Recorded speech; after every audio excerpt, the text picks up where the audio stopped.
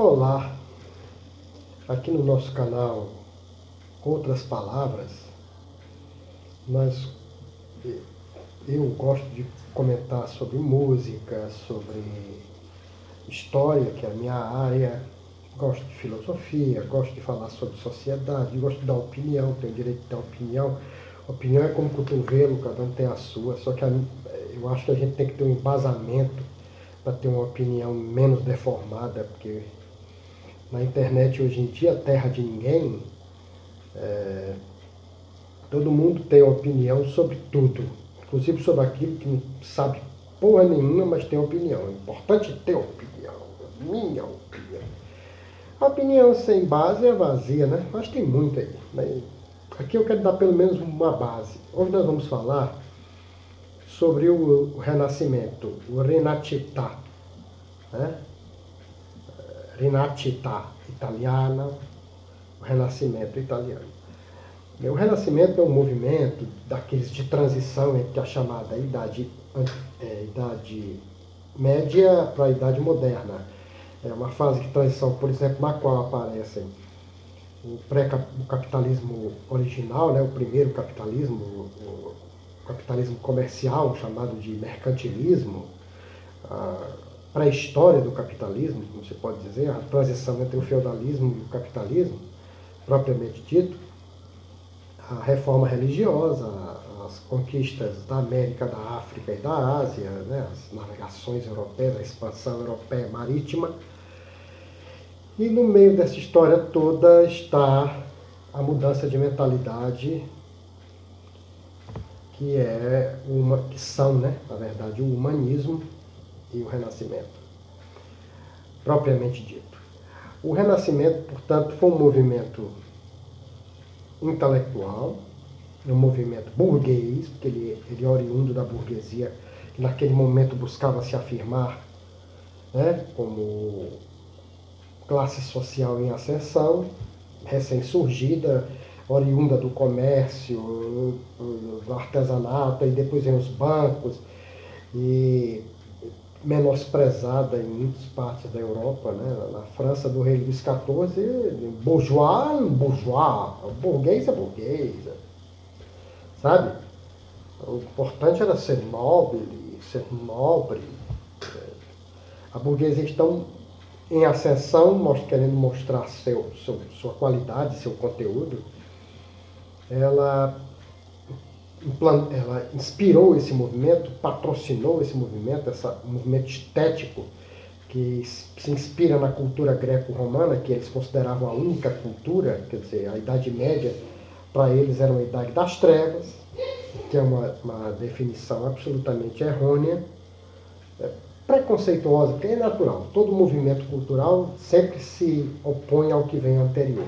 Então, para os humanistas e renascentistas, tudo que vinha do medievo não tinha valor do ponto de vista cultural. É como se fosse, eu estivesse dizendo assim, não teve cultura, a Idade Média não teve cultura, a Idade das Trevas. Né? Esse pensamento foi criado aqui no Renascimento e mais tarde reverberado ao extremo pelos iluministas, principalmente Voltaire, mesmo sabendo que isso não era verdade, eles faziam isso que é para uma forma de se autoafirmar, né? Contrariando o movimento anterior. Então, na Idade Média, para eles pelo menos, não havia cultura, o que denota um certo preconceito, porque as universidades surgiram na Idade Média e o humanismo surgiu dentro das universidades. Consequentemente, toda a ideia que vai explodir no Renascimento italiano dos séculos XIV, XV e XVI, o Trecento, Quattrocento, Cinquecento, que é o Renascimento italiano é o único que tem esses 3 séculos de duração plenos, né, cheios de todo tipo de artista intelectual, né, todo mundo. O Renascimento revolucionou a Itália. E, evidentemente, na Europa. Mas na Itália o Renascimento foi mais forte, mais rico, mais primoroso, mais pleno, né, de todo tipo de criador, de artista, de político, enfim. Então, tinha essa ideia de que o que vinha da Idade Média não prestava, então tudo que era bom era greco-romano, clássico, a cultura clássica, a cultura greco-romana. E esse tipo de movimento estético urbano, porque ele só ocorre nas grandes cidades, as maiores cidades da Europa eram então na Itália, as mais ricas, as mais florescentes, e isso se expressa de maneira mais visível, né? Nas chamadas artes plásticas, belle arte, as belas artes, escultura, arquitetura, pintura. Aparece também na literatura, com muita força, e nas ciências, só que os cientistas vão pagar um preço muito caro, porque eles vão bater de frente com um poder maior que o deles, que é o poder da igreja. Né? E muitos cientistas foram supliciados, porque eles traziam uma ideia nova, inovadora, de experimentalismo, né? Empirismo, e que negava as verdades reveladas, e a igreja que vinha da Idade Média dizia, não, a verdade está conosco, porque Deus nos revelou a verdade, e Deus não mente, e Deus não erra.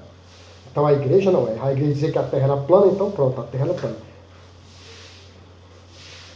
Agora a Terra voltou a ser plana. Se você não sabia, fique sabendo, a Terra voltou a ser plana.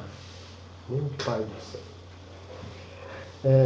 Então esse movimento, né, os cientistas batendo de frente, Giordano Bruno foi queimado vivo, Galileu foi preso, sofreu um processo de inquisição.